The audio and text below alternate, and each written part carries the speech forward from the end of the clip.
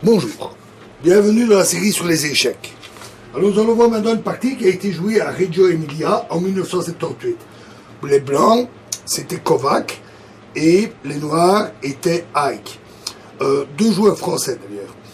Et les noirs ont commis beaucoup d'erreurs. Et ça a été évidemment fatal. Nous allons voir ça. Les blancs ont commencé par D4, ouverture dame, cavalier F6. Donc C4, ils s'entament G6, ils entament une indienne du roi. Pas de problème. Cavalier C3, tout à fait normal. Fou G7 bien sûr. Et les blancs ont joué E4. À ce stade, c'est normal. Comme dans la partie qu'on avait vue, 3 pions, ça va. Le quatrième, c'était trop osé dans l'autre partie qu'on avait vue. Mais E4, c'est très bien. Il est bien. Le pion étant protégé, il n'y a pas de problème.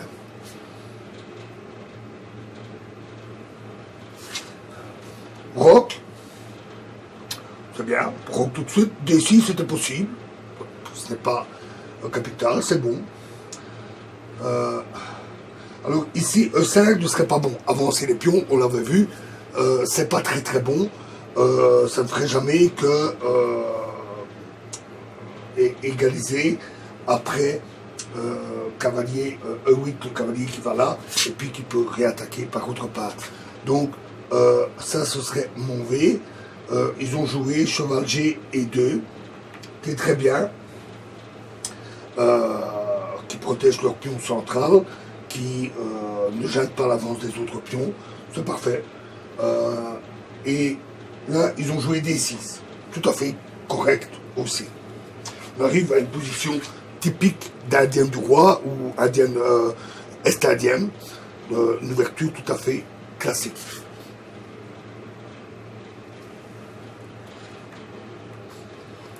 Cheval G3, cheval bien placé, il protège également ce pion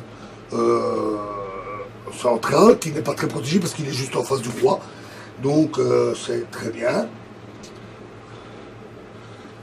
Ici, ils ont joué alors E5. Attaque le centre, correct. Cheval D7 aurait pu se jouer. Ça se joue aussi. Il n'y a pas d'autre problème.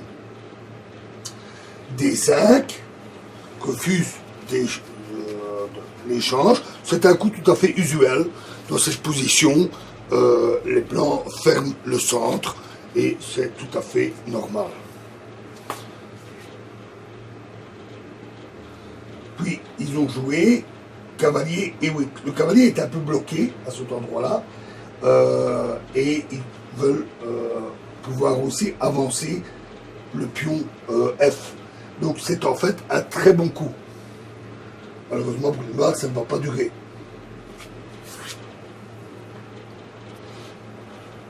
H4, correct, prépare doucement l'arrivée à l'aile roi et l'attaque. Alors ici, un bon coup justement aurait été F5 pour attaquer le centre blanc. Malheureusement, ils ont joué H5 pour bloquer le pion. Ça, c'est pas bon, ça ne servait à rien. Ça ne fait qu'affaiblir les pions du côté roi. Donc ce n'était pas utile. Et de toute façon, même en cas d'avancée du pion, il aurait pu y avoir des échanges. Ce n'aurait pas été si grave. Donc ce coup n'est pas très bon. Fou et 2 achève son développement, on profite pour lorgner à nouveau vers la position du roi.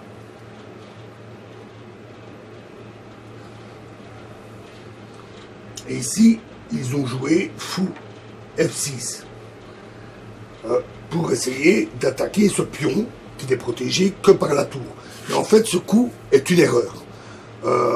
Ce fou est alors fort mal placé. On va voir ça très très vite.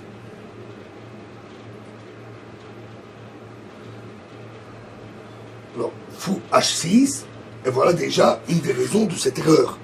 La tour est attaquée et cette tour est malheureusement coincée.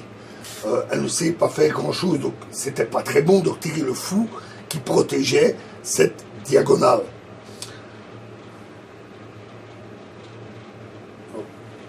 cavalier G7, et c'est pratiquement la seule défense contre cette attaque.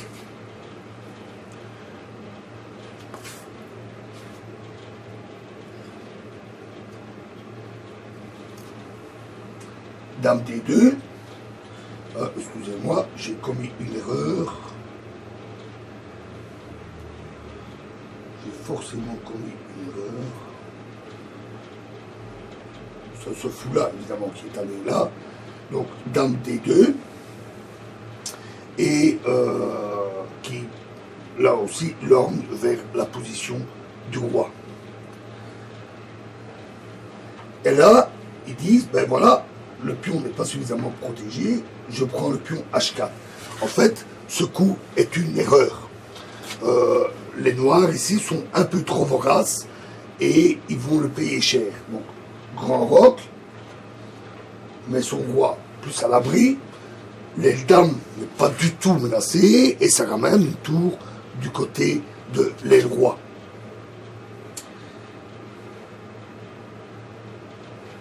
Fou E7 ramène son fou à la case départ. Roi B1. Alors ici, les blancs simplement ne prennent pas de risque. Hein, le pion ici n'est protégé que par le cavalier qui peut servir au centre. Et c'est un coup classique quand on fait grand roc, c'est de reculer le roi d'une case. Ici, ils ont le temps pour le faire et ils en profitent, ils ne prennent pas de risque. Alors ici, il fallait jouer H4. C'était pratiquement un coup forcé pour chasser ce cavalier très agressif. On va voir ce qui va se passer. Ils ont joué cavalier D7, qui n'est pas mauvais en soi, mais mauvais parce qu'il fallait jouer H4. On va le voir. À partir d'ici, ça devient vraiment très instructif parce que les blancs vont utiliser une tactique très agressive et ils vont achever brillamment leur adversaire. Donc, ils ont joué fou prend H5, un sacrifice très fort, on va le voir. Cavalier prend H5, cavalier prend H5,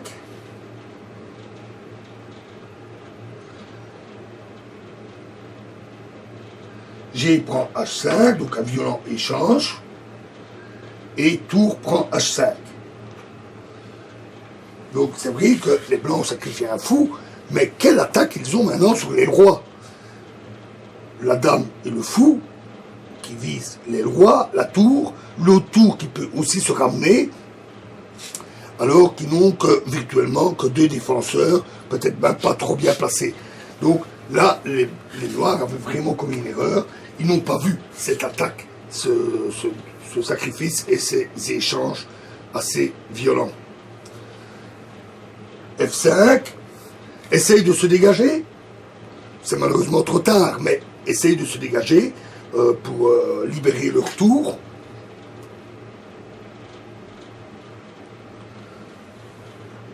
Fou prend F8, cette fois-ci, plus de quartier.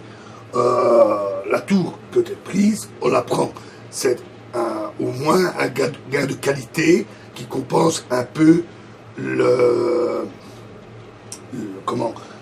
sacrifice précédent. Fou prend F8.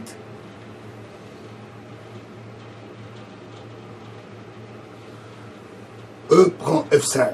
Là, à nouveau, c'est un coup de prudence pour éviter l'avance du pion noir. En plus, comme un pion roi qui peut devenir décisif. À nouveau, les blancs sont plutôt prudents dans leur manœuvre. Cavalier F6, ramène un défenseur, déloge la tour, mais les blancs continuent avec Dame G5, échec. Bon coup, évidemment, la tour ne peut pas être prise puisque le roi est en échec, ramène la dame à l'attaque. On sent que ça sent très mauvais pour les noirs. Roi F7 essaye de s'enfuir. Dame G6, échec, protégé par le pion. Voilà la preuve que le pion ça a beaucoup d'utilité. Roi E7, coup forcé, il n'y en a pas d'autre. Et alors, tour H7, là, il entame une combinaison vraiment magnifique. On va voir ça. Donc, cavalier prend H7, ça a l'air d'être un sacrifice, mais on va voir que c'est très fort. Dame prend H7, échec. Roi E8. Le seul coup, l'autre main au mat, directement.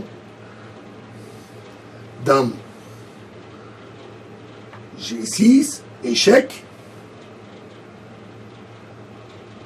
Alors, si le roi va en D7, alors dame en E7, échec et mat. Donc, le seul coup qui reste, c'est roi E7. Pas le choix. Tour H1, ramène le dernier attaquant. Bon, j'avais dit, la tour pouvait se ramener à tout moment, et voilà, elle arrive.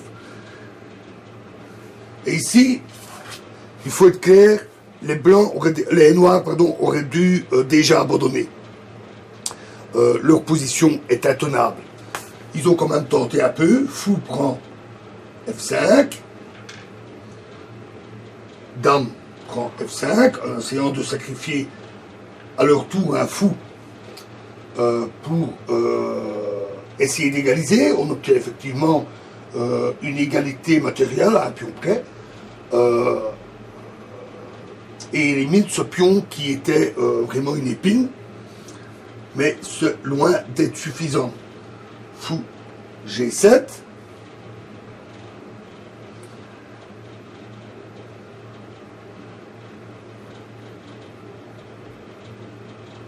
Dame E6, et il y a aussi un autre pion là, hein, donc dame E6, échec, la dame pénètre vraiment très fort, roi F8, seul coup.